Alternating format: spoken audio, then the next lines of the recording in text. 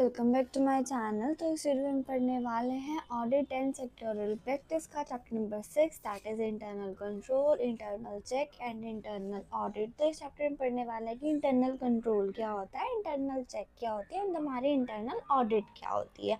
इतना previous chapter में हम इंटरनल ऑडिट, इंटरनल कंट्रोल पढ़ के आए, इंटरनल कम्युनिटी, इंटरनल स्टाफ, ये सब पढ़ के आएंगे वो सब है क्या बेसिकली।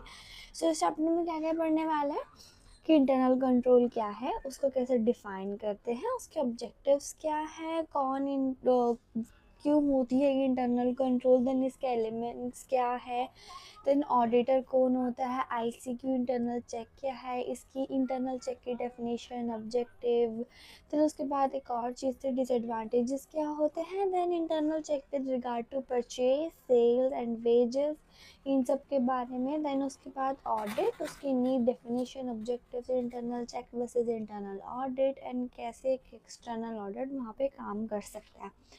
तो चलिए शुरू करते हैं। So what is internal control. So pen के साथ पढ़ते हैं। So what is internal control. So internal control is a broad term with the wide coverage. ये बहुत ज़्यादा ब्रॉड टर्म है जिसमें वाइड कवरेज आ जाता है, ये कोई स्मॉल कवरेज डेफिनेशन नहीं है, बहुत ज़्यादा वाइड टर्म है। It cover the control of the whole management system, कि इसमें पूरा मैनेजमेंट सिस्टम आ जाता है। तो कंट्रोल में भी फाइनेंशियल और नॉन फाइनेंशियल, और वो ऐसा नहीं कि सिर्फ अकाउंट्स है तो सिर्फ फाइनेंशियल कंट्रोल होगा, नहीं, इसमें financial as well as non financial आता है। ठीक है, उसके बाद it means internal control having number of checks and control exercise in a business to ensure its efficiency and economic working.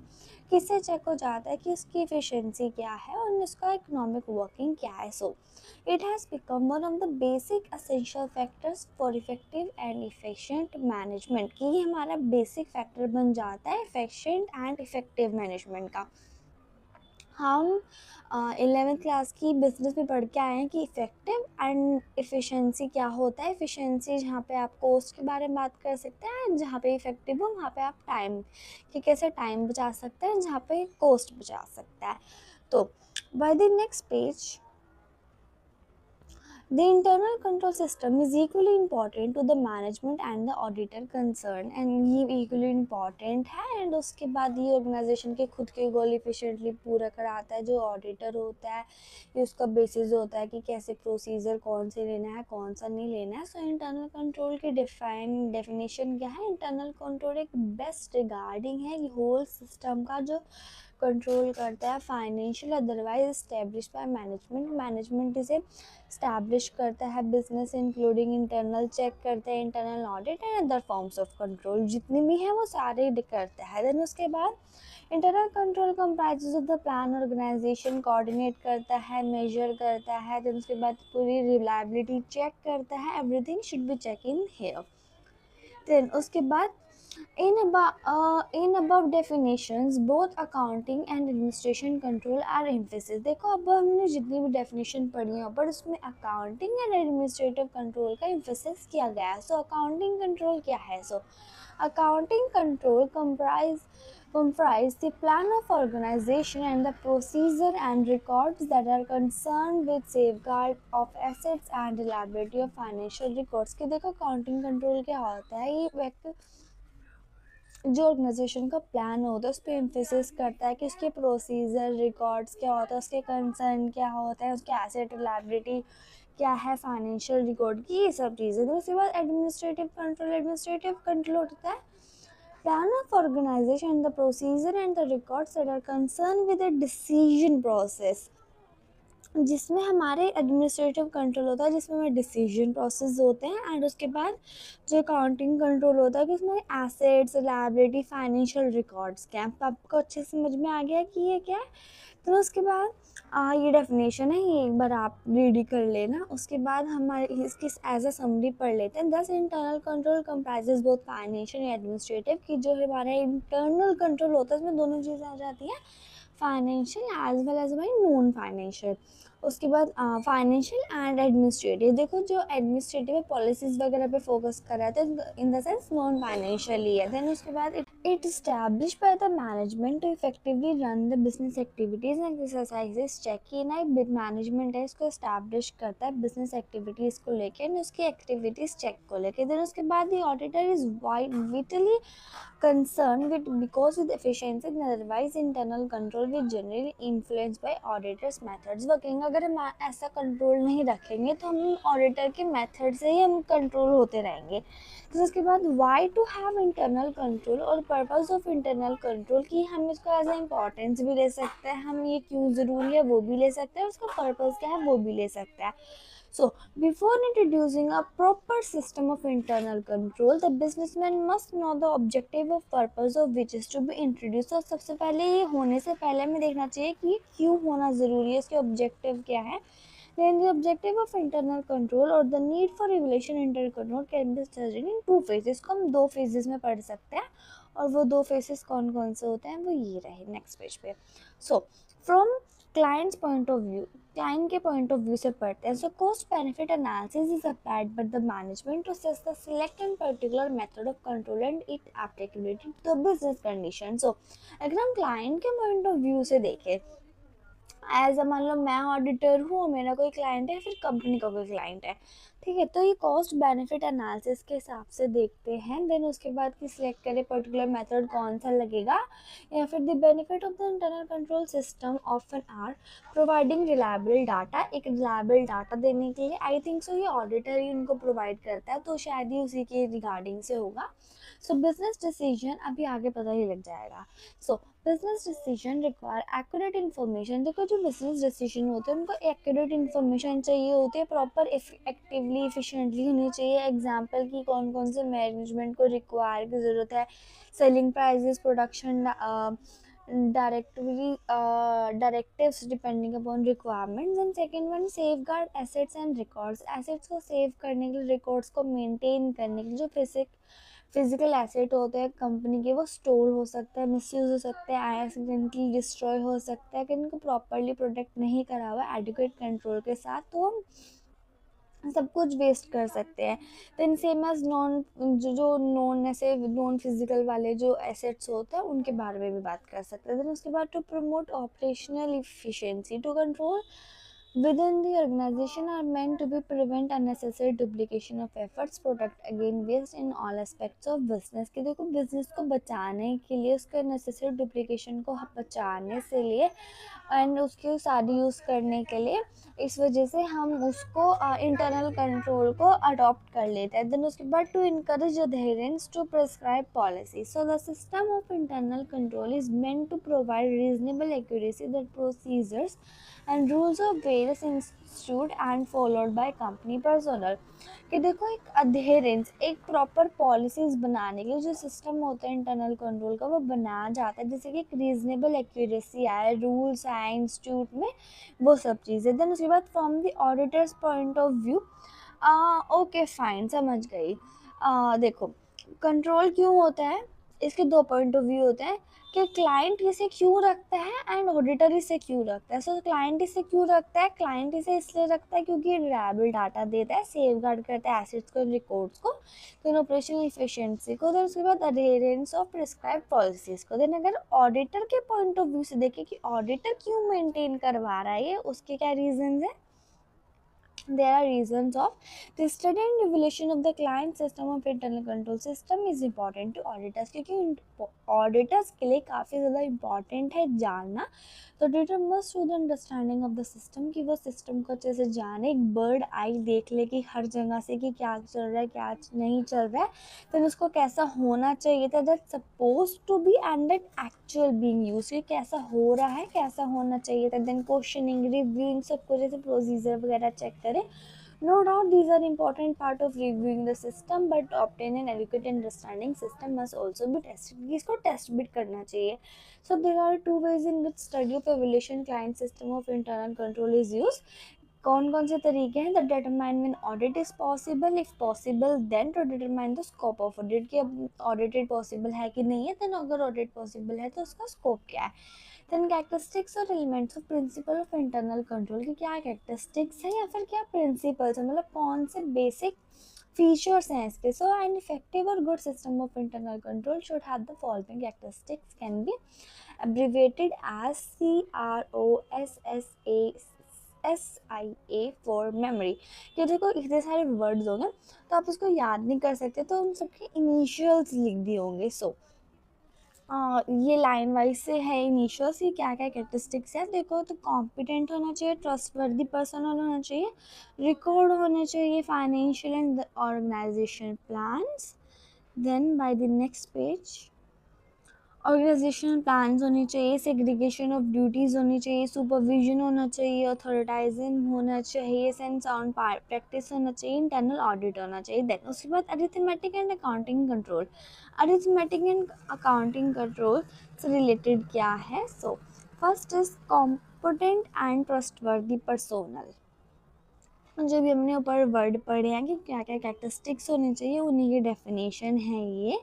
So personnel is the most important element of any system of internal control. देखो internal control में जो personnel होता है सबसे important होता है. Even though किसी भी ऑर्गेनाइजेशन की सबसे इम्पॉर्टेंट एलिमेंट जो है ह्यूमन ही है. अगर ह्यूमन ही नहीं है तो कौन सा लेगा बिजनेस.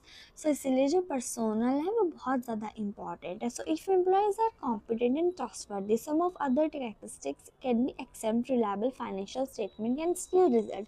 देखो वो ट्रस्टवर्दी होने चाहिए एंड कॉम्पिटेंट होने चाहिए. अगर वो मेल झोल करते हैं अकाउंट्स में तो वो तो अकाउंटेंट भी निकाल लेगा, बट वो एज अ ह्यूमन मोरल उसमें होना चाहिए.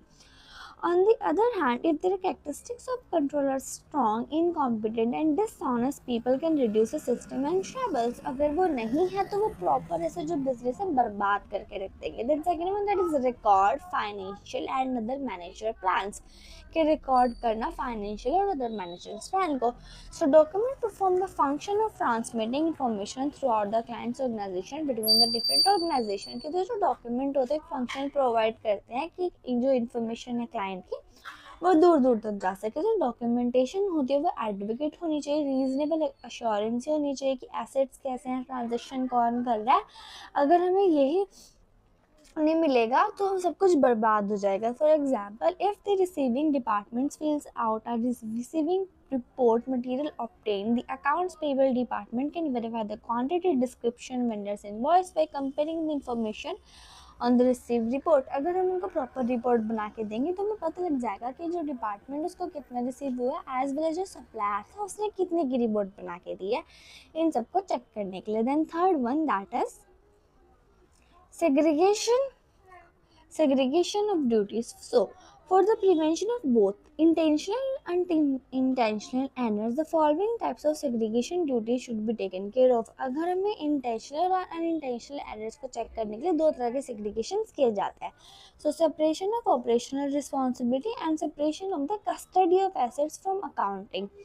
एंड ये हमारा from record keeping responsibility. So if each department and division organization is responsible for preparing all records and reports, there will be tendency to basis result by the result to improve the reported performance. देखो अगर हम सबको department को बोल देंगे कि अपनी अपनी रिपोर्ट बनाओ तो वो हमें बायस हो सकते हैं क्योंकि सब अपने डिपार्टमेंट को अच्छे बनाने की कोशिश करेंगे. So in order to ensure unbiased information, records keeping is typically included separate department under the control functions. इसलिए सबको अलग अलग रिकॉर्ड बनाने के लिए दिया जाता है. एंड उसके बाद वो सबको अलग अलग रिपोर्ट बनाने के लिए दी जाती है. तो उसके बाद separation of the custody of asset from accounting. So to protect the firm against frauds.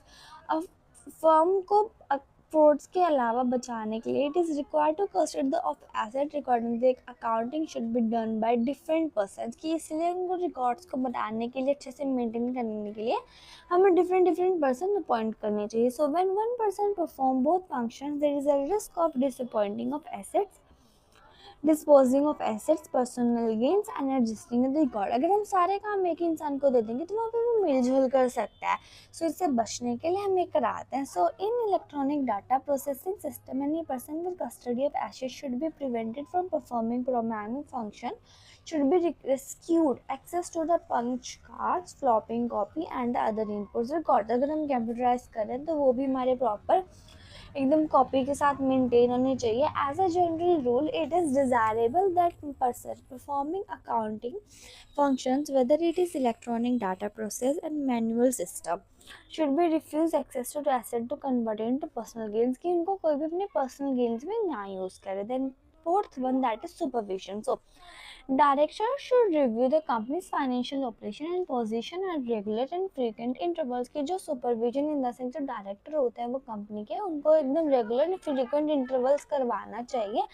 Then comparison करना चाहिए रिकॉर्ड्स का जो प्रीवियस आपके इंडिकेटर डिस्क्रिपेंसीज थी एंड आपका एग्जामिनेशन के बाद क्या हुआ है. जहाँ पे जो बजटरी कंट्रोल बना रहे हो तो वहाँ पे प्रॉपर अटेंशन डालो कि टाइम टू टाइम चेक करो कि क्या स्पेशल रिव्यूज़ है पर्टिकुलर चीज़ को लेके, क्या हमारे बिफोर के रूल्स हैं, क्या हमारे आफ्टर रूल्स है. सो फिफ्थ वन, अथोरिज्म मतलब return. If control is to be satisfactory every transaction must be properly authorize. अगर हमारी जो रिटर्न, अगर हमारी जो कंट्रोल है वो सेटिस्फैक्ट्री है तो जो ट्रांजेक्शन है वो प्रॉपर ऑथोराइज होगी. If any person is in organization control acquire and expend assets it will complete thus chaos would result. अगर हमारा प्रॉपर एकदम रिकॉर्ड अच्छा बना हुआ है तो जो ऑथोराइजम होती है वो दो तरह की हो सकती है. एक होती है स्पेसिफिक, होती है कि general. So examples of general authorisation कौन से होते हैं? जो फिक्स प्राइस के होते हैं, जो सेल प्रोडक्ट के लिए होती है, क्रेडिट लिमिट्स होते हैं कस्टमर के, एंड फिक्स ऑटोमेटिक होता है. देन एग्जांपल्स ऑफ स्पेसिफिक ऑथोरिज्म कौन से होते हैं? जो ट्रांजेक्शन होते हैं जो सेल्स मैनेजर करता है for use of car of the company, जैसे इसने कार कंपनी की कार को यूज़ करा है. देन उसके बाद द इंडिविजुअल और group which can grant either specific or general authority for transaction should be hold position commensurate with the nature and significance of transaction. अगर हम किसी इंडिविजुअल को कोई रिस्पॉन्सिबिलिटी देते हैं, कोई अथॉरिटी देते हैं, तो उसके प्रॉपर एक नेचर एंड सिग्निफिकेंस होना चाहिए ट्रांजेक्शन का, एंड उसके पास प्रॉपर पॉलिसी ऑफ अथॉरिटी होनी चाहिए जिससे कि वो आगे जाके दिखा सके. देन उसके बाद six one, that is sound practices. So sound practices क्या कहता है? Sound practices of administration require the establish procedure and policies. Delegation of responsibility should all be black and white. So जो साउंड प्रैक्टिसेस होते हैं कि जो हमारा administration होना चाहिए उसके पास proper policies and delegation of responsibility होनी चाहिए, ब्लैक एंड वाइट. देन उसके बाद this helps in avoiding cautions, attempts to shift responsibility and unsatisfactory performance. इससे क्या होगा? इससे हमारी कोई भी क्वेश्चंस नहीं उठाएगा, कोई गलत रिस्पॉन्सिबिलिटी नहीं होगा और कोई अनसेटिस्फैक्टरी परफॉर्मेंस नहीं होगी. देन उसके बाद seventh one, that is internal audit. So internal audit एक ऐसा होल सिस्टम है जो सबको जैसे इंडिपेंडेंटली करता है, कोई सर्कमस्टांसेस नहीं होते, इसमें इंटरनल चेक होता है, नहीं डाइवर्ट होता है. रिस्पॉन्सिबिलिटी सबकी अलग अलग रिस्पॉन्सिबिलिटी होती है. तो उसके बाद it is an independent appraisal of activity in organization of review and accounting financial and other business, की रिव्यू करता है accounting financial and other business को. तो उसके बाद arithmetic and accounting control. So arithmetic and accounting control क्या होता है? चार्ट्स ऑफ अकाउंट, जो हमारे अकाउंट्स के चार्ट्स होते हैं, balance sheet and income statement जो होती है बहुत ज़्यादा इंपॉर्टेंट होती है इनको कंट्रोल करना, क्योंकि प्रॉपर फ्रेमवर्क देते हैं, इन्फॉर्मेशन सब जगह देते हैं. देन उसके बाद inherent liabilities of internal control, की देखो प्रोज है तो कॉन्स भी होंगे, तो इनकी लिमिटेशंस कौन कौन सी होती है. So operations of internal control system involve expenditure of time. यहाँ पे मतलब टाइम मनी सब कुछ बहुत ज़्यादा लगता है, वीकेंड कर देता है हमारा इफेक्टिवनेस को, हमारे कंट्रोल सिस्टम को वीक कर देता है. देन उसके बाद internal control are concern more with transaction of a routine nature. जो इंटरनल कंट्रोल होता है इसमें ज़्यादा रूटीन नेचर होता है, सो हम इरेगुलर ट्रांजेक्शन हो जाती है. So unusual and irregular transaction में be overlook by the internal control system, इसलिए ओवरलुक कर दी जाती है जितनी भी हमारी इरेगुलर ट्रांजेक्शन होती है. तो इसके बाद द पॉसिबिलिटी होती है कि ह्यूमन एरर आ जाए यहाँ पे, देन एक कंक्लूजन भी गलत आ सकती है. देन उसके बाद the possibility of the person responsible for exercising control could be abuse his authority, और वह अपनी अथॉरिटी का मिसयूज भी कर सकता है. The possibility that changes in condition may render the procedure ineffective and indicate compliance with procedure may duration the system. अगर आपने कोई भी अच्छा सा प्रोसीजर नहीं करा तो जो भी आपका प्रॉपर सिस्टम था वो पूरा डेट्राइट हो जाएगा. फिर नेक्स्ट उसके बाद स्कोप ऑफ इंटरनल कंट्रोल, कि इंटरनल कंट्रोल का स्कोप क्या है. So the term internal control is a broad wide coverage, जैसे बहुत ज़्यादा एरियाज आते हैं. देन समराइज कौन कौन से. तो first is general financial control. ये फाइनेंशियल कंट्रोल हमें देता है, ये एक एफिशिएंट अकाउंटिंग सिस्टम देता है जिसमें proper supervision, recording and duplication system होता है. उसके बाद कैश कंट्रोल में हमें प्रॉपर कैश चेक होता है, रिसिप्ट, पेमेंट एंड बैलेंस क्या होता है. फिर उसके बाद कोई यहाँ पे मिस एप्लीकेशन ऑफ कैश नहीं कर सकता. Then third one that is control over trading transaction. ये प्रॉपर एकदम कंट्रोल रखता है कि कौन सी ट्रांजेक्शन हो रही है, कौन सी परचेज सेल्स, कौन सी ट्रांजेक्शन हो रही है, उनको प्रॉपर रिकॉर्ड करता है. Then fourth one that is control and control over employees remuneration. जो रेम्यूनरेशन है उनकी कौन सी कितनी रेम्यूनरेशन जा रही है, कितने मेथड्स हैं उनके पेमेंट के, वो सब चेक करते हैं. देन से fifth one that is capital expenditure control. So वो देखता है कि कितने एसेट्स हम खरीद रहे हैं, कितने प्रॉपर कंट्रोल में है, फीडबैक क्या आ रहा है उन रिपोर्ट से, सब कुछ ऐसे चेक करते हैं. देन अदर्स कौन कौन से, maintenance and staff relationship, stock maintenance and control over investment. तो उसके बाद पढ़ते हैं इंटरनल कंट्रोल एंड ऑडिटर, की इंटरनल कंट्रोल क्या है एंड ऑडिटर क्या है. सो बेसिकली जो मैनेजमेंट होता है रिस्पॉन्सिबल होता है कि प्रॉपर साउंड सिस्टम लाए, but it's a matter to concern for auditor to certain rules and procedure should be adopted by business. तो ये प्रॉपर एक ऐसा होना चाहिए कि जो आपका ऑडिटर है वो प्रॉपर अच्छे से प्रोसीजर को फिल करे. उसके बाद he should adopt the business since by the fact they has no authority to recommend prescribe such rules. पर उनके पास अथॉरिटी तो नहीं है बट फिर भी उनको फॉलो वगैरह करे. देन उसके बाद एक सिंपली गाइड होती है कि कैसे उनको करना है. So it has been made clear when the second standard of field at work setup by AICPA ने सेटअप करा है. देन उसके बाद there is so better proper study and evaluation of existing internal control on basis of reliance thereon and the determination of result extend auditing procedure वगैरह बनाया जाता है follow up करने के लिए. देन उसके बाद होल जो पर्पज़ होता है इंटरनल कंट्रोल सिस्टम का, वो बताता है कि कितनी रिलेवेंसी है एंड कितना क्या है, ये इतना इंपॉर्टेंट नहीं है. नेक्स्ट पेज पे चलते हैं. तो उसके बाद review of internal control system, review करते हैं इंटरनल कंट्रोल सिस्टम का. So the auditor before watching and verification transaction review internal control system as indicated below. कि देखो बिना वाउचिंग बनाने से पहले और वेरिफिकेशन करने से पहले वो प्रॉपर एक बार रिव्यू कर ले क्या है कि जो ऑर्डिनरी जो ऑपरेशन ऑफ बिजनेस है, जो फ्रॉड वगैरह है कि नहीं है, तो इंटरनल ऑडिट है वो प्रॉपर बना है कि नहीं बना है, एफिशिएंसी के साथ बना हुआ है कि नहीं हुआ है, एज पर अकाउंटिंग स्टैंडर्ड्स बना है कि नहीं बना है. And what should be the audit program under existing circumstances, कि वो कैसे काम कर रहा है, रिपोर्ट्स, रिकॉर्ड, सर्टिफिकेट बनाए एंड प्रॉपर कितनी इंप्रूवमेंट आ रही है कितनी नहीं, वो सब चेक करें. तो उसके बाद internal control questionnaire. So ICQ. So the internal control questionnaire is a series of questions which are prepared by the auditors to test the advocacy of otherwise और अदरवाइज सिस्टम में इंटरनल कंट्रोल ICQ. से देखो जो ICQ होता है internal control questionnaires. जो ये questionnaires है वो ऑडिटर्स बनाते हैं चेक करने के लिए जो उनका प्रॉपर सिस्टम अच्छे से हो रहा है कि नहीं हो रहा है. जो ये क्वेश्चनरीज होती हैं ये भी सबके यूज़ करने के लिए होती है. क्लाइंट्स बिग और स्मॉल जो भी चेंज करने पड़ते हैं वो एज पर चेंज कर सकते हैं. अगर क्वेश्चनरीज में हम नो एंड यस के आंसर्स होते हैं जो आपको प्रॉपर फिल करने पड़ते हैं. सो कौन कौन से क्वेश्चंस होते हैं. फिर उसके बाद कि ये इम्प्रेस सेट यूज़ है कि नहीं, ये responsibility is vested in person only. Then is the custodian independent cashier और the other employee handling remittance, के कौन कौन से कोई कौन कौन उसको हैंडल कर रहा है. तो उसके बाद येस और नो यहाँ पे. Then verification of name and date and जो टेस्ट ऑब्जर्वेशन, अगर आपको डाउट आ रहा था वहाँ पे टेस्ट ऑब्जर्वेशन करो. देन सब फर्दर सम क्वेश्चंस हैं. तो उसके बाद फाइनली यहाँ पे आ जाता है कि नेम डेट एंड कमेंट क्या है. देन ओरिजिनली किसने बनाई है, रिव्यू सब्सटीकेंट क्या है. Then the person in charge of each section will be sign the respective section, जिसमें जो चार्ज है वही वहाँ पे साइन करेगा. देन उसके बाद overall questionnaires will be sign by the partner in charge of audit. बाद में उसको पार्टनर साइन करता है एंड फाइनली उसको परमानेंट बना दिया जाता है. So the following point must be keep. तो कौन कौन से पॉइंट्स माइंड में रखने चाहिए जब आप इंटरनल इंटरनल कंट्रोल क्वेश्चनरीज बना रहे होते हैं कि वो प्रॉपर रिवाइज होने चाहिए, टाइम टू टाइम बनने चाहिए, कॉम्प्लीट होने चाहिए हर स्टेप से, एंड डिज़ाइन होने चाहिए प्रॉपर, एंड सारी रिकमेंडेशन को फुलफिल होने चाहिए, एंड उनके रिप्लाईज उन्हें प्रॉपर मिले। देन अब पड़ता है सेकेंड, एक हमारे क्या था, इंटरनल कंट्रोल था, internal check and internal audit. Internal control हमने पढ़ लिया है।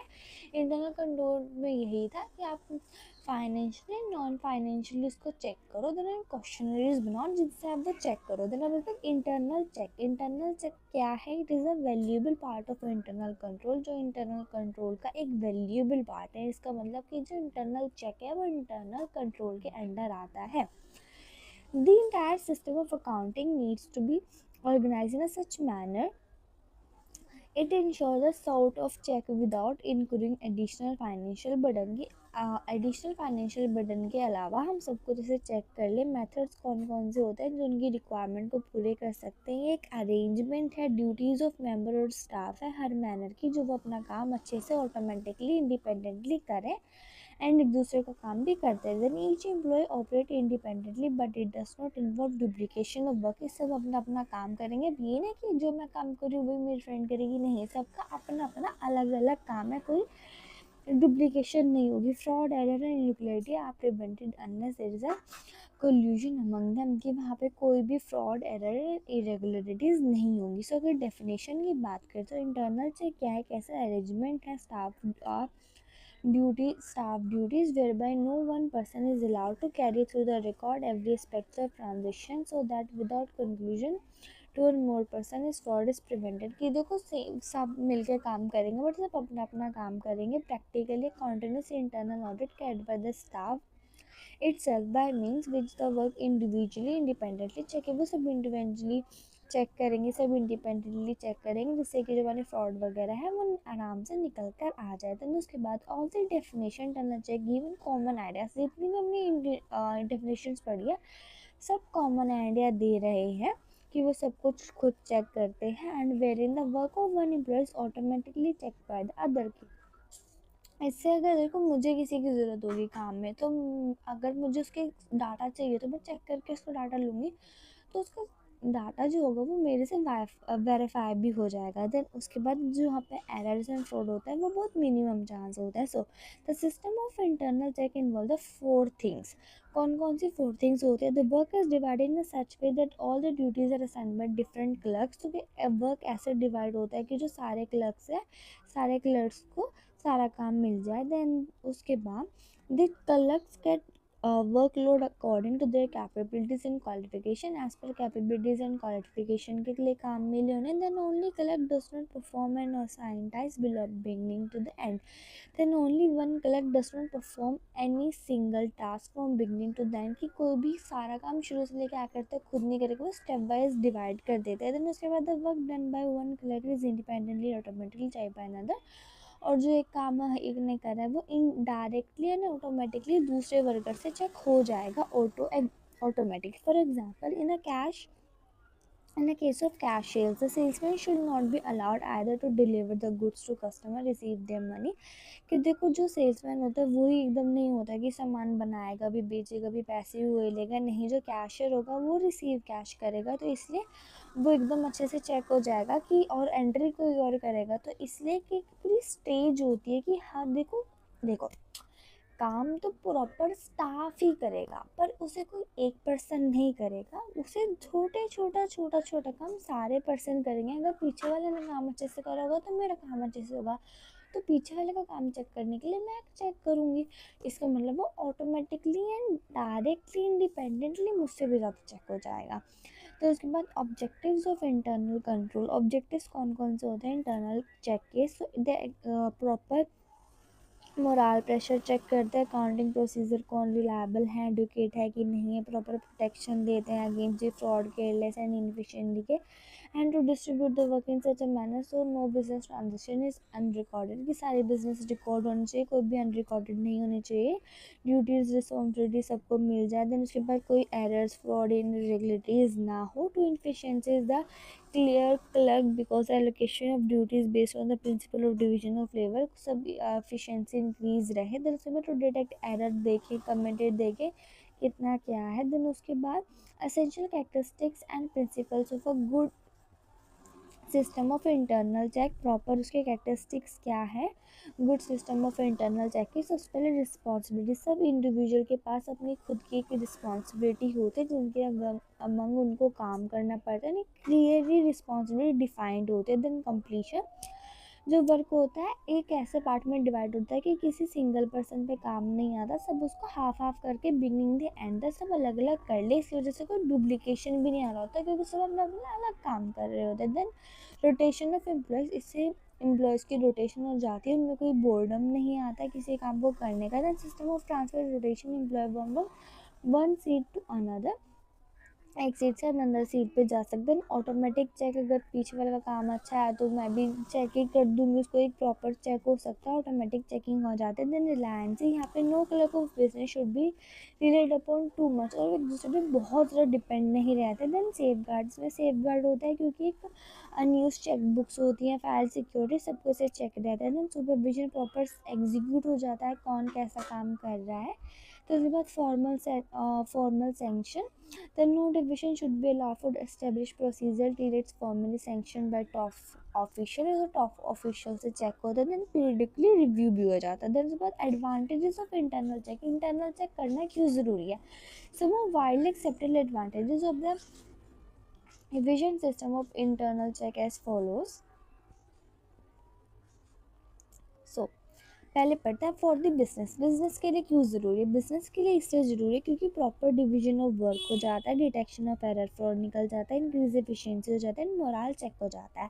So proper division of work क्या होता है, जो इंटरनल चेक होता है इसमें रोटेशन डिस्ट्रीब्यूशन ऑफ वर्क होता है, जो वर्कर्स होते हैं अच्छे से काम करते हैं, इंडिविजुअली काम करते हैं as per their qualification experience and specialization. Then super detection of errors and faults, they so means no worker is allowed to handle a job completely, कोई एक वर्कर ही पूरा काम के लिए डिपेंड नहीं होगा, मतलब एक ही वर्कर पे पूरी जॉब नहीं होगी तो वो ज़्यादा डुप्लीकेशन नहीं कर सकता, काम नहीं बचा सकता, तो सारा काम वो करना पड़ेगा एंड ऑटोमेटिकली चेक हो रहता था।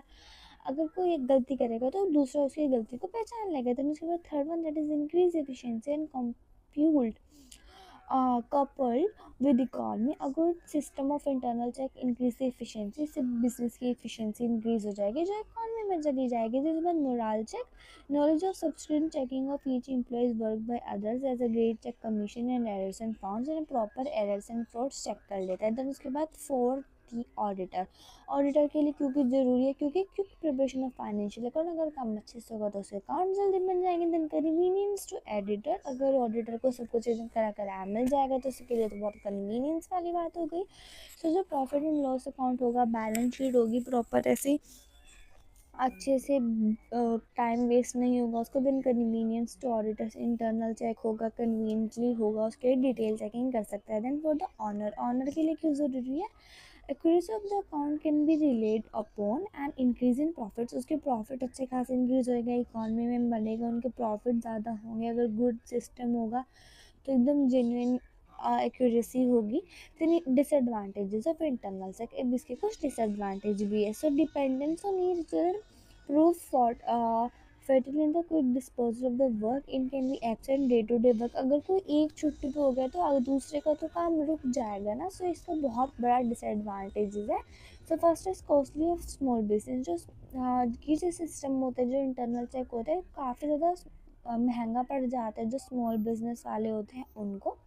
Then because clerk the business greater importance, क्योंकि उनको ज़्यादा इंपॉर्टेंस दी जाती है and proper and do not care if the process get bus unsubstantial, और वो प्रॉपर ध्यान भी नहीं देते अगर अच्छे से काम नहीं हो रहा होता। देन उसके बाद केयरलेसनेस अमंग हाई ऑफिशियल्स, जो हाई ऑफिशियल्स होते हैं अभी ज़्यादा थोड़े केयरलेस हो जाते हैं। एंड उसके बाद high officials being complacent and increasing they believe that thought not always right the under a system, क्योंकि हम जूनियर्स को कभी कभी सपोर्ट भी नहीं करते। देन उसके बाद disorder of the working in a business, कोई एब्सेंस हो गया, प्रॉपरली ऑर्गेनाइज नहीं हुआ, chaos हो रहा है। देन उसके बाद रिस्की फॉर एन ऑडिटर, और ये ऑडिटर के लिए थोड़ा रिस्की भी हो सकता है क्योंकि मान लो पूरी लाइन के ही ऑफिशियल्स जितने भी थे उन सब में गलत काम करते तो उस बेचारे की तो पूरी ऑडिट ख़राब हो जाएगी।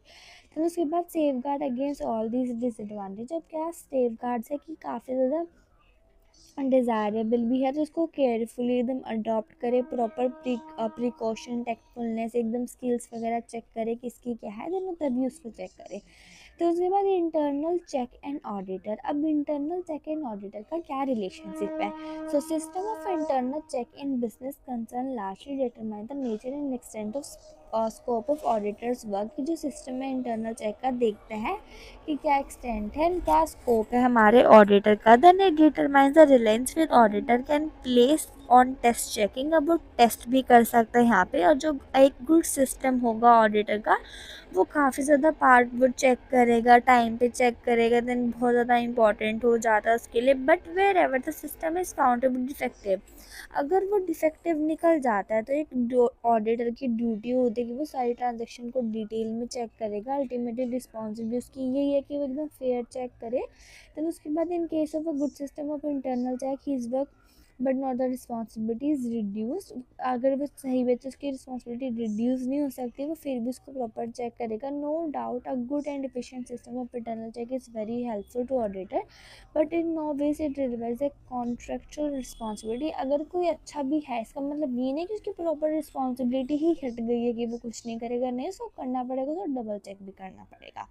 Then internal check with regard to cash transaction. अगर इंटरनल चेक करें हम कैश ट्रांजेक्शन से related, so the risk of misappropriation of cash needs no emphasis. The chance of fraud and damages for cash transaction, जो fraud के chances होते हैं वो cash transaction में ज़्यादा होते हैं। फॉर एग्जांपल अगर रिसिप्ट्स हो गया, कैश बुक में नहीं आई है, कैश रिसीव नहीं हुआ है, या फिर कुछ भी ऐसी प्रॉब्लम आ गई है, तो यहाँ पे चांसेस ज़्यादा होते हैं। So cash receipt, so following point should be taken into consideration. हम कौन कौन से पॉइंट्स कंसिडरेशन में रखें जब हम कोई कैश ट्रांजेक्शन का रिकॉर्ड करते हैं? सो कैश रिसिप्ट जो हम स्पेशली इनबोर्ड मेल है, कौन इसका रिस्पॉन्सिबल है वो अपना ध्यान दे।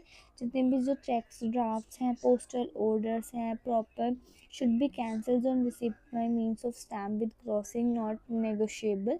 कि अगर वो प्रॉपर स्टैम्प वगैरह नहीं है तो मतलब अगर केयरफुली अगर उन्होंने नहीं स्टैम्प करके दिया तो वहाँ पे काट दो। देन उस पर प्रॉपर एक सेपरेट कलर का होना चाहिए। कैशियर जो सारी रिसिप्ट ऑफ कैश को चेक करे। देन उसके बाद जो सारी रिसिप्ट्स हैं वो बैंक डेली होनी चाहिए, should be bank daily. From time to time bank reconciliation statements आने चाहिए जो बैंक जो देता है। Bank painfully should not be prepaid by the same person who is in charge of making actual deposit in the bank। कि वो काम एकदम सेम पर्सन से भी होना चाहिए अगर कोई किसी ने बोला है तो। एंड जो स्पॉइल्ड रिसिप्ट होते हैं सबको कैंसिल करने देना चाहिए। And copies of receipt issue to be marked duplicate. अगर आपकी कोई डुप्लीकेट रिसिप्ट आ गया तो उसको वहाँ पे डुप्लीकेट मार्क कर दो। देन उसके बाद कैशियल्स होते हैं। कैशियल्स में भी 3 types of shells: sales at the counter, sales by traveling salesman and postal sales। So sales at the counter क्या होता है? The following procedure में भी great use in regard to cashiers। अब कौन कौन से प्रोसीजर है अगर आप कैशियल्स कर रहे हो? तो जो सेल्समैन होगा प्रॉपर गुड को सेल करेगा, स्पेसिफिकली नेम होना चाहिए, स्पेसिफिक नंबर होना चाहिए, उसके पास कैश मेमो होना चाहिए। जो एवरी सेल्समैन है वो सेपरेट बुक बनाए अपनी। देन जो सेल्समैन है वो प्रॉपर एक 4 कॉपीज़ बनाए कैश मेमो, 3 उसमें से हैंड ओवर करे कस्टमर को, एंड 4th अपने पास रखे। देन उसके बाद जो सारी कॉपी से चेक करे। देन जो कस्टमर है वो प्रॉपर हर चीज़ को देखे। देन वो लिखा हो कि कैश पेड। तो उसके बाद जो गुड्स है जो कस्टमर को दिए जा सके उसमें प्रॉपर कैश मेमो हो, गेट कीपर की एंट्री वगैरह सब कुछ हो। देन उसके बाद जो रिसिप्ट हो कैशियर की should be deposit in the bank on the same day. And जो सेम डे पे वो जो जो रिसिप्ट है उसकी वो प्रॉपर बैंक में सबमिट कर दी, जिससे भी कोई भी से कोई भी फ्रॉड वगैरह ना से डिक्लेयर हो बाद में। Then second one, then sales by travelling salesman. So in this business houses generally traveling salesmen are employed to push sales to collect debts। जो कभी जो बड़ी बड़ी कंपनीज होते हैं वहाँ पे एक सेल्समैन को अडॉप्ट कर लेते हैं जो कि घर घर जाके मतलब ट्रैवल करके बहुत जगह जगह पे वहाँ पे सेल्स करे। So the salesman collect debt from the debtors की जो ओल्ड कस्टमर की जो कस्टमर से जो पैसे लेता है वो हमारा डेटर से जो पैसे लेता है वो हमारा ट्रैवलिंग सेल्समैन होता है।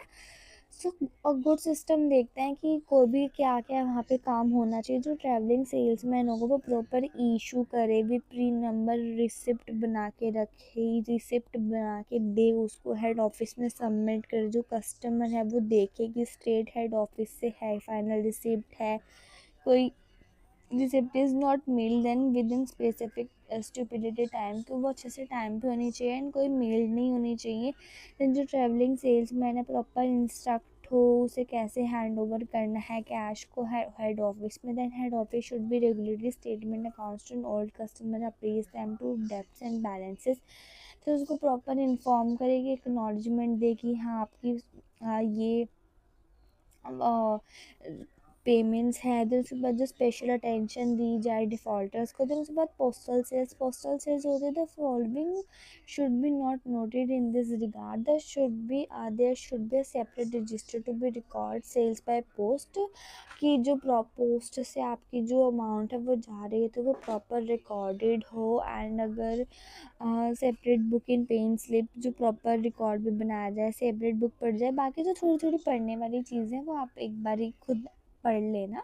फिर उसके बाद कैश पेमेंट कौन सी होती है? The person in charge in making of payment should have no connection with the receipt of cash. All payment should be as far as possible be by cheque excluding petty cash में। जो cash payments होती हैं पेटी cash book में होती है, तो अगर आपका चेक भी निकला है तो वो प्रॉपर एकदम डॉक्यूमेंटेड होना चाहिए आपकी फ़ाइल्स में।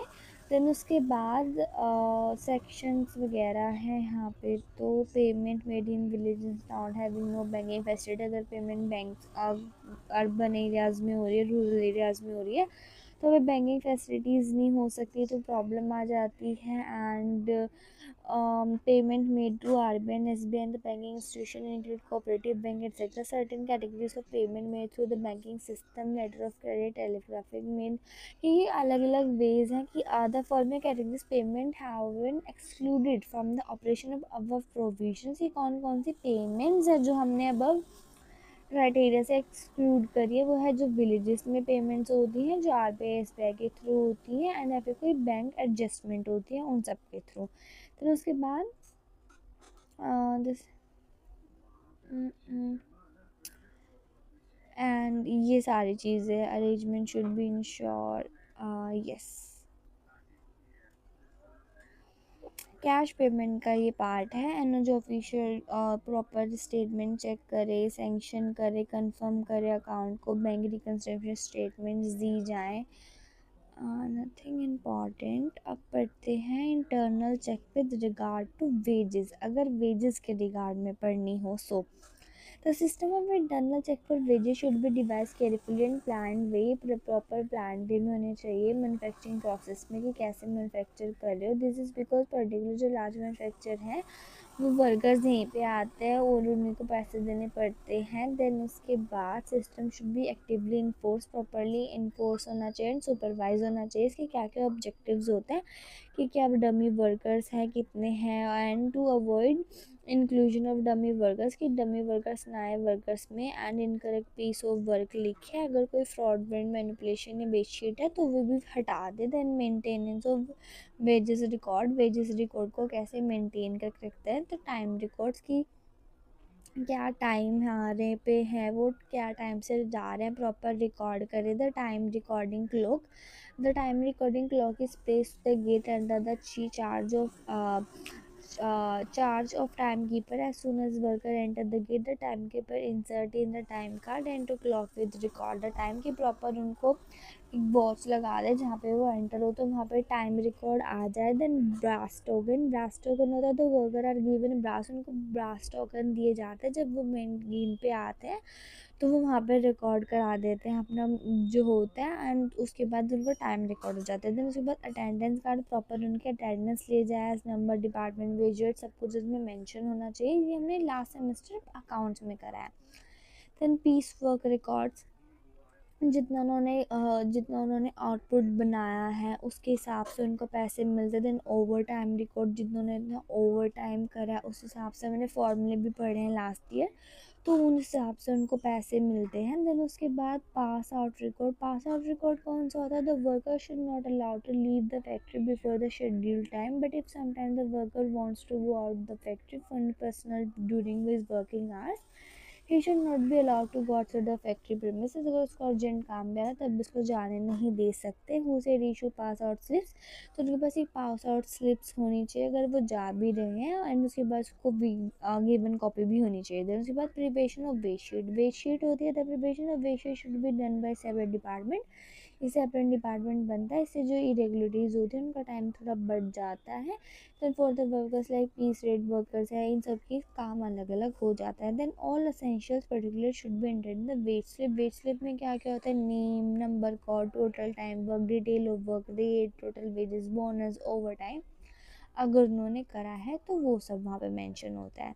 तो उस पर डिडक्शन, नेट अमाउंट पेबल कितना है। देन उसके बाद the whole work is to be divided in various parts. तो जो सारा कुछ वर्क है उनको वेरियस वेरियस डिपार्टमेंट में, पार्ट्स में डाल देते हैं। देन उसके बाद two clerk should be examine the time and piece की टाइम क्या है, पीस रेज वर्ड रिकॉर्ड क्या है। द थर्ड क्लर्क देखता है कि इंडिविजुअल ने कितने स्टेटमेंट दी है, नेम ऑफ वर्कर, कॉलम, ये सब चेक करते हैं। देन फोर्थ क्लर्क जो होता है वो कैलकुलेशन चेक करता है प्रीमिसिबल अमाउंट्स की कि कितना है। देन एज पर एक्ट वो काम करते हैं। देन जो फिफ्थ क्लर्क होता है वो प्रॉपर वर्क देखता है, थ्रू कितना है। Then all the clerk should be initial wages pay wet slip before there sign in some reasonable officers की वो प्रॉपर चेक करते हैं उनकी वेजेस देने से पहले। देन पेमेंट ऑफ वेजेस की पेमेंट कैसे होती है? जो क्लर्क होते हैं प्रॉपर वेज शीट बनाते हैं, must not be associated in the payment of wages, avoid conclusion before two more person. जो क्लर्क्स होते हैं जिन्होंने जो कि इन्होंने वेज शीट बनाई थी वो एसोसिएट नहीं कर सकते इसको। जो कैशियर होता है वो इंटरेस्टेड होता है इन सबको देने as he is not associated with preparation of wishes, the cashier should not be interested with the job disbursement। वो जॉब डिस्पर्शन में नहीं हो सकता क्योंकि उसने वेज शीट नहीं बनाई है। देन उसके बाद each worker who is receive the wages should be present. जितने भी वर्कर है जिनको वेजेस मिलने हैं वो वहाँ पे प्रेजेंट होने चाहिए। The foreman concern officer each department should be present.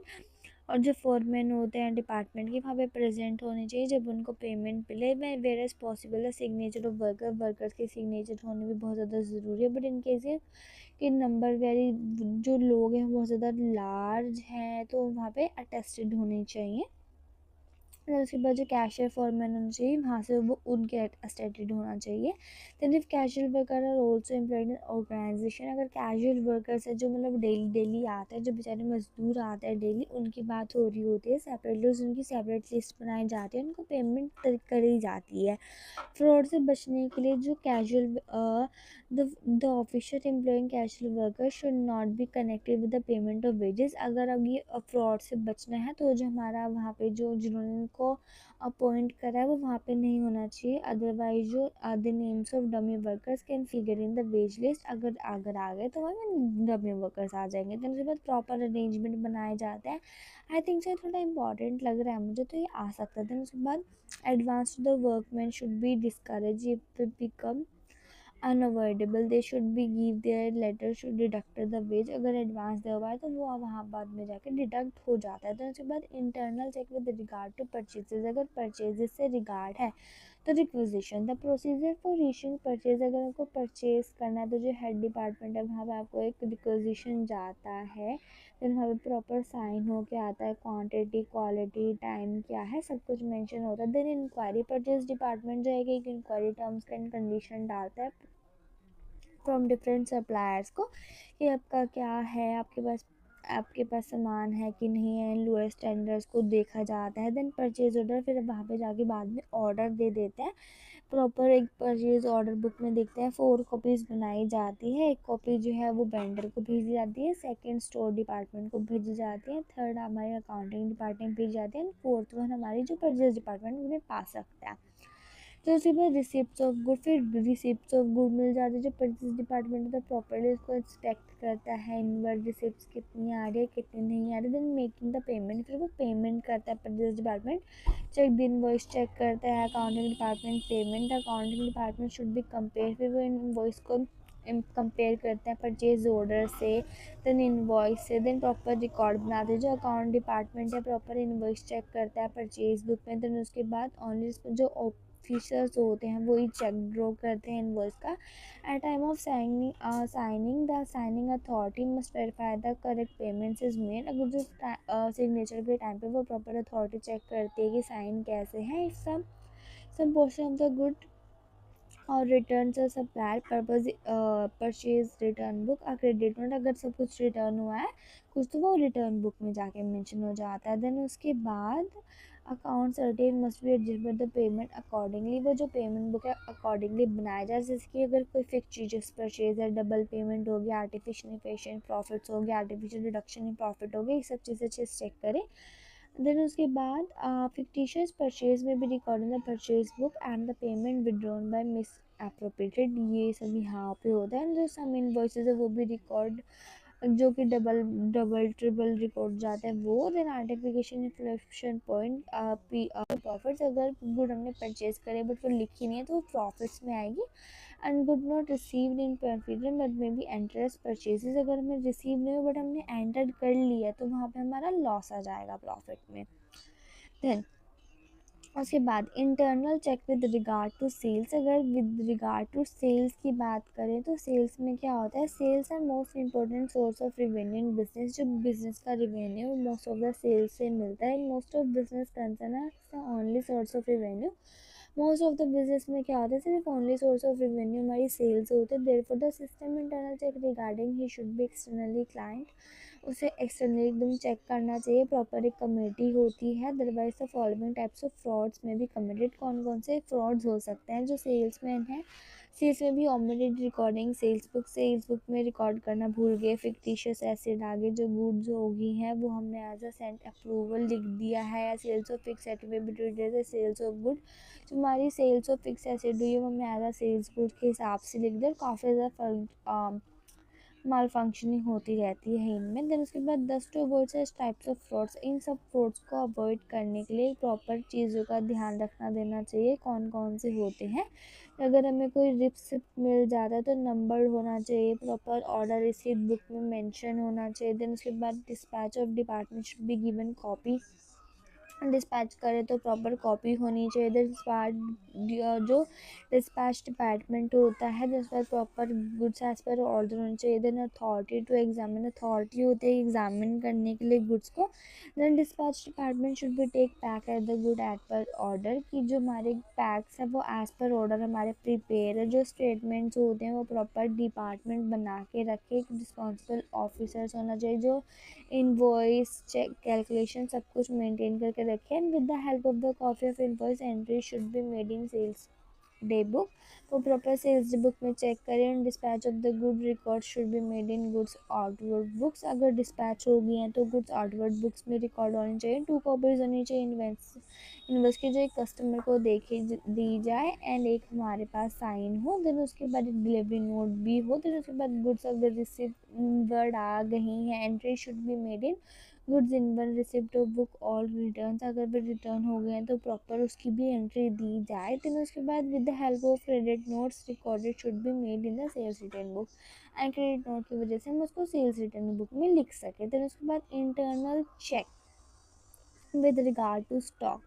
अगर स्टॉक की बात करें तो स्टॉक क्या बोलता है, the stores department has charge preserving and issuing stores and a different departments, proper control of stores is very essential to prevent pilferage theft and misuse, जिससे proper misuse and theft होने से बचाते हैं। Therefore proper यहाँ पे एक careful attention देनी चाहिए। द फॉलोइंग जनरल रूल्स कौन कौन से होते हैं अगर स्टॉक्स को चेक करना होता है तो। लोकेशन ऑफ स्टोर की लोकेशन क्या है, कन्वीनियंट प्लेस पे होना चाहिए, प्रॉपर फैसिलिटीज़ वहाँ पे होनी चाहिए, कोई मिसप्लेस मिसयूज एंड वेस्टेड ना हो। Then receipts of stores, on receiving store the store department will prepare a good receive note in ट्रिप्लिकेशन, से प्रॉपर एक गुड रिसीव नोट बनाता है। एक 3 तरह से बनाता है, एक कॉपी जो परचेज डिपार्टमेंट को देता है, सेकंड कॉपी अकाउंट डिपार्टमेंट को, एंड थर्ड डिपार्टमेंट वो अपने स्टोर डिपार्टमेंट अपने पास रखता है। Then third one that is presumption preservation of store, जो गुड्स रिसीव्ड हो गई होती है उनको प्रॉपर ट्रैक करके रखे। देन जो सिस्टम, जो बिन कार्ड सिस्टम उन्होंने बनाया हुआ है वहाँ पे रिसिप्ट, इशू, बैलेंस, स्टोर सबको जैसे मेंशन करे। देन स्टॉक ट्रैकिंग भी करे, मतलब इंस्पेक्शन करते रहे time to time. Then issue of stores, then number of item, कि कौन कौन से आइटम उन्होंने करे हैं, फॉर्मल की डिमांड कितनी थी, कितने उन्होंने सामान स्टोर से निकाला है, वो सब कुछ वहाँ पे लिखे एंड प्रॉपर उसकी भी रिकॉर्ड बना के फर्दर जो डिपार्टमेंट्स है उनको दे दें। Then recording after the issue of material from the store request should be send to the store and section, proper records there. अगर आपने कुछ वहाँ पे इशू करा तो वो भी प्रॉपर रिकॉर्ड होना चाहिए। The bin card should be check and compare with the time to time with store record, जो हमारा बिन कार्ड है वो प्रॉपर स्टोर रिकॉर्ड के साथ टाइम टू टाइम चेक हो। तो उसके बाद fix asset and investment. Fix asset कौन से होते हैं? Fix asset are the those which are permanent nature by fix asset and investment क्या होती है? फिक्स एसेट कौन से होते हैं जो कि परमानेंट बाय नेचर होते हैं, जो बिजनेस में रखे जाते हैं। They are thus held by purpose of earning income, वे इनकम की पर्पज से करे जाते हैं, नॉट पर्पज ऑफ सेल्स, वे सेल्स की पर्पज से नहीं होते। जैसे कि land, building,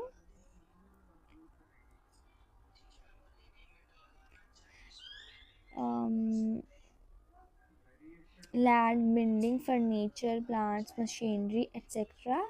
and the expenditure on fix asset term as a capital expenditure, और जो हम फिक्स एसेट पे हम एक्सपेंडिचर करते हैं उसको कैपिटल एक्सपेंडिचर बोलते हैं। देन उसके बाद न्यू प्रोजेक्ट जिसे स्टार्ट करना है, some of the principal matters to be decided connection to control related to fix assets, कि कौन कौन से फीचर्स होते हैं अगर हमें कंट्रोल करना हो फिक्स एसेट्स को।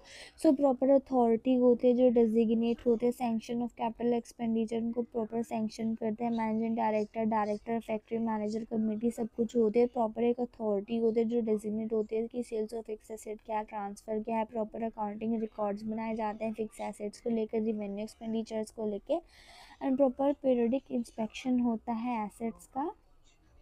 देन उसके बाद और जो फिक्स एसेट होता है प्रॉपर उसका रजिस्टर हो, मेंटेन होता है, इसमें सारी डिटेल्स होती है, इसमें डेप्रिसिएशन फिजिकल कितना है कितना नहीं प्रॉपर होता है, प्रॉपर अरेंजमेंट बना के रखते हैं, प्रॉपरली मेंटेन होता है, कौन कौन सी सर्विस कंपनी अप्लाई कर रही है। Way fix asset are transfer between branches and member same group, proper arrangements बनाए जाते हैं प्राइसिंग के, डेप्रिसिएशन के, सब कुछ। तो but lastly it should B fix asset जो है एडवोकेटली इंश्योर्ड है कि नहीं है, ये भी चेक करते हैं। इन्वेस्टमेंट क्या है? Arrangement for dealing with investment involve the following, कि क्या क्या होता है इन्वेस्टमेंट में। Who is responsible for authorising purchase and sales at investment, कि इन्वेस्टमेंट कौन कर रहा है, कौन रिस्पॉन्सिबल है, कौन ऑथराइज है उसका। देन नेक्स्ट क्वेश्चन आता है कि अरेंजमेंट कौन कर रहा है, प्रॉपर डिटेल इन्वेस्टिगेशन होती है, पीरियडिकली इन्वेस्टिगेशन होती है, फिजिकली वेरीफाइंग होता है, डॉक्यूमेंट्स का, जो डॉक्यूमेंट्स होते हैं उनको सेफ कस्टडी के साथ रखा जाता है। तो उसमें अरेंजमेंट जो भी एक ब्रोकर नोट चेक करता है, प्रॉपर अथॉरिटी चेक करती है क्या है कैसे है। देन उसके बाद it should be ensure that bonus मिले, then should be ensure that the bonus, right, capital repayment, interest वगैरह प्रॉपरली अकाउंटेड हो। जो an independent person should check the investment register with actual investment, कि जो हमारा independent person है वो proper investment को अच्छे से चेक करे। Then final person checking the register should also verify the investment are in name of the company, जो प्रॉपर एक अथॉरिटी जिसको मिली होती है वो proper name of the company check करे। तो उसके बाद अब पढ़ते हैं इंटरनल ऑडिट, कि इंटरनल ऑडिट क्या होता है, it इसकी नीड क्यों है। So the recent past business organisation have grown immensely in size and operation, के भी रिसेंट पास्ट में क्या हुआ था कि जो बिजनेस है वो साइज एंड ऑपरेशन बहुत ज़्यादा इंक्रीज़ हुआ है। सो जो मोस्ट ऑफ द एम्प्लॉयज़ थे, many employees, thousands of person थे, वो अपने ऑपरेशन करते थे वेरियस लोकेशन पे। सो इसमें ज़रूरी हो गया था कि प्रॉपर ऑर्गेनाइजेशन को चेक करे, टीम बनाए,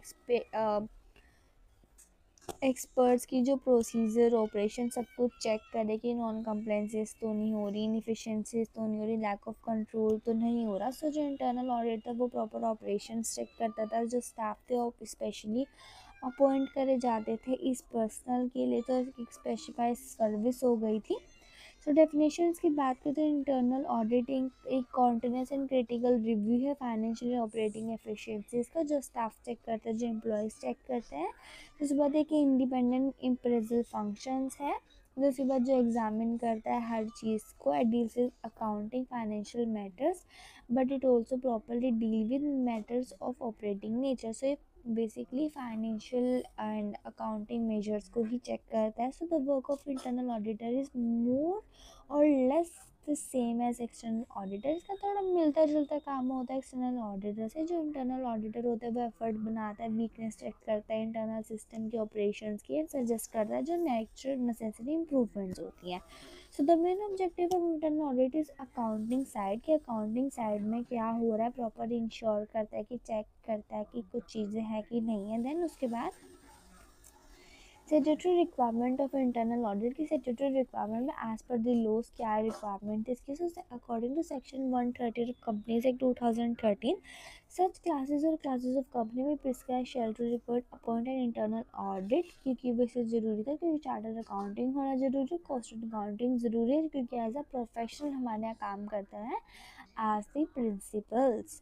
देन उसके बाद द सेंट्रल जो गवर्नमेंट थी उन्होंने प्रॉपर रूल्स दिए थे कि जो इंटरनल रूल होना चाहिए। देन उसके बाद ऑब्जेक्टिव, इसके क्या क्या ऑब्जेक्टिव्स हैं, क्यों आता है ये, क्योंकि कमेंट करने के लिए इंटरनल ऑडिट सिस्टम कैसा फोर्स में है कि नहीं है, किन वे से हम इनको इम्प्रूव कर सकते हैं, वेरीफाई कर सकते हैं, एक्यूरेसी अथॉरिटेंसी ये सब चेक कर सकते हैं, फैसिलिटेट कर सकते हैं, डिटेक्शन फ्रॉड्स को निकाल सकते हैं। देन उसके बाद इन्वेस्टिगेशन कर सकते हैं अच्छे से।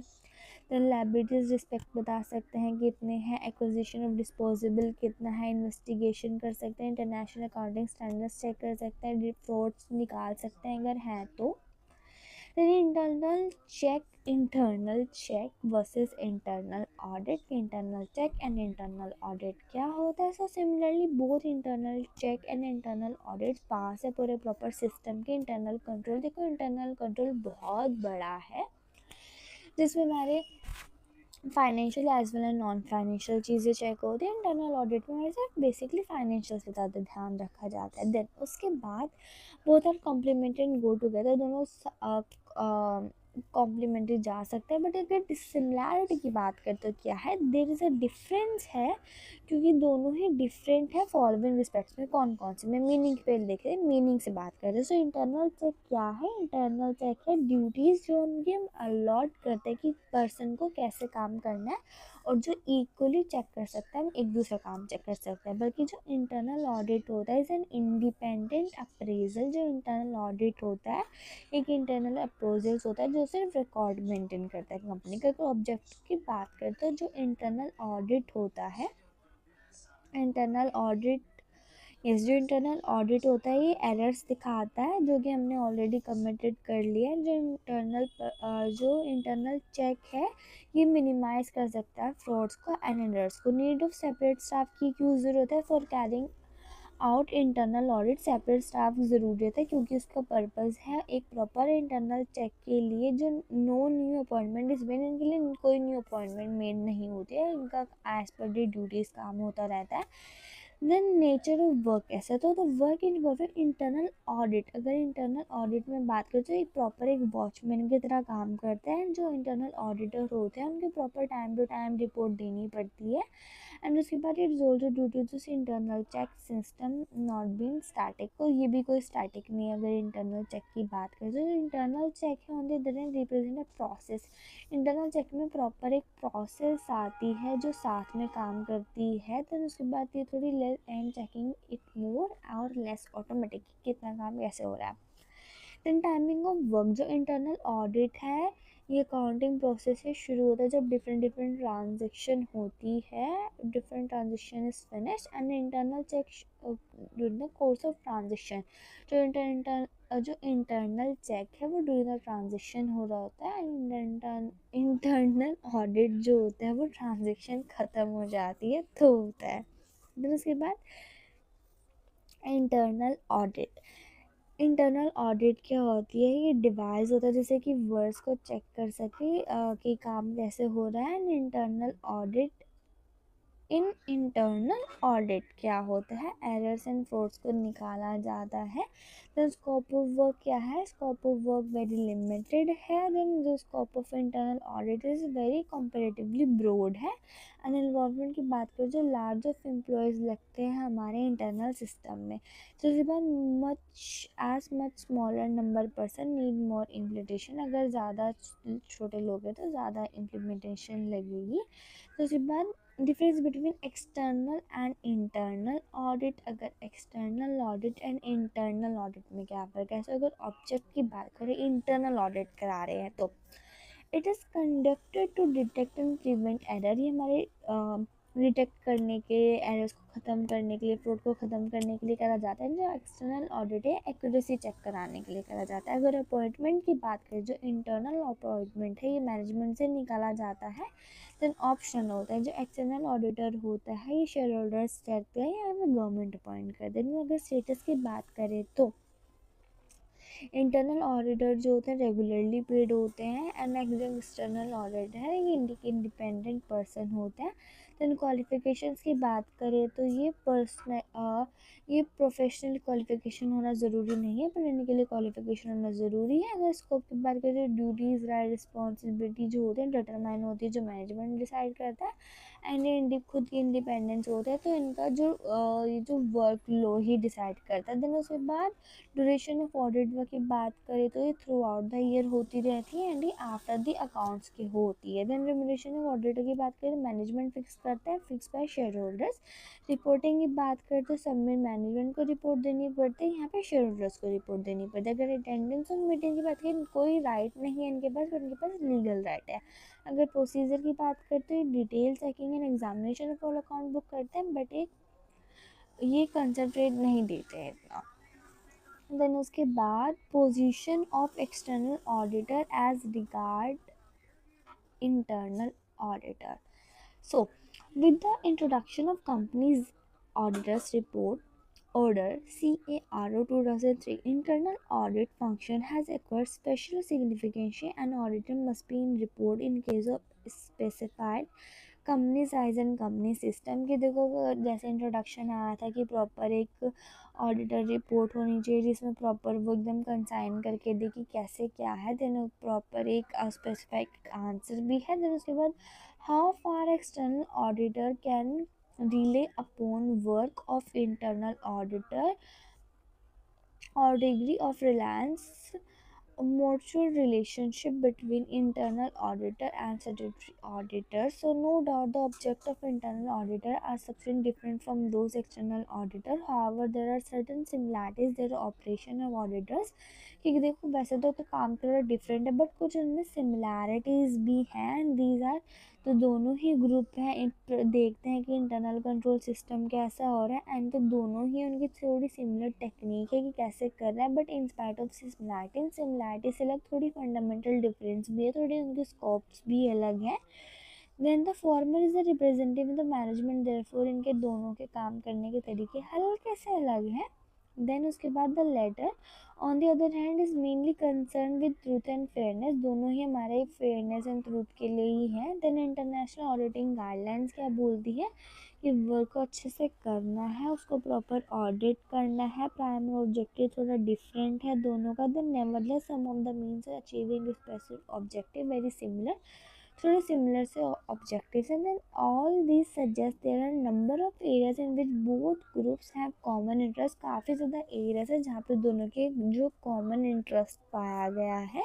देन म्यूचुअल असिस्टेंस पाया गया है। देन एक डिपेंडेंसी पाई गई है। देन उसके बाद for instance the statutory auditor में इंटरनल ऑडिट डिपार्टमेंट आज, तो उन्होंने इंटरनल ऑडिट डिपार्टमेंट को कैसे करा है, गाइड है नेचर जो इंटरनल कंट्रोल सिस्टम जो एग्जिस्टिंग करता है ऑर्गेनाइजेशन में, एक गाइड है जो नेचर ऑफ ऑडिट प्रोसीजर बताता है, and which may be adopted by external auditor, जो एक्सटर्नल ऑडिटर अडॉप्ट कर सकते हैं। Then source of general information है जो नेचर ऑफ ऑर्गेनाइजेशन पे डिपेंड है। देन उसके बाद ये तो कुछ नहीं है। देन उसके बाद scope of internal audit, scope क्या है इंटरनल ऑडिट का। The institution of internal auditors in standard professional practice, internal audit record defines the scope of internal auditors examination करते हैं, एवोल्यूशन करते हैं, इफेक्टिवनेस वगैरह चेक करते हैं। दिस वे जो इंटरनल ऑडिटर है वो बहुत internal control and quality factual performance check करती है। According to institute of internal auditors, scope of internal auditor involve following areas. कौन कौन से स्कोप देखा जाता है? रिलायबिलिटी कितनी है, इंटीग्रिटी कितनी है, compliance with policies plan procedures क्या है, सेफ गार्ड ऑफ एसेट्स कितने, इकोनॉमिकल अफेयर्स कितने हैं, देन अकॉम्प्लिशमेंट क्या है, ऑब्जेक्टिव्स वगैरह क्या है। So the world over the emphasis improving internal controls, the Security Exchange Commission SEC has recently proposed a management develop a framework। अभी इन्होंने recently framework भी निकाला है। So yeah, that's for your very easy chapter, chapter number 6, that is internal control, internal check and internal audit। अभी आगे वाले chapter बहुत ज़्यादा easy होने वाले हैं। आपका लास्ट ऑफ चैप्टर था I think so from the unit 1 audit। So yeah, thank you so much for watching this video, and for the PDF you have to join the WhatsApp channel। So see you next video. Until the next video, take care and don't forget to like and subscribe my channel.